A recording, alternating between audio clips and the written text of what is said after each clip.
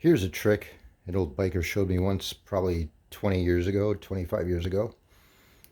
If you have a cable, clutch cable or throttle cable or something on your motorcycle, and you're not sure how long it's been since the cables have been lubricated, is to, might be really dry, maybe you just picked up a used bike or something, is to disconnect the cable from the clutch, take it all apart, take a sandwich bag or something, tape it on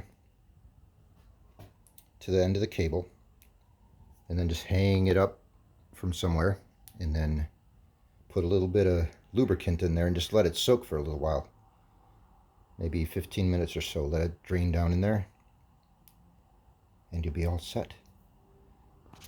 So yeah, little tip. It's probably a little excessive, but hey, why not? And I'm going to be changing out the transmission fluid too today, so I'm not worried about it getting down there. But yeah, there's a trick for you. All right, guys, see ya. Thanks.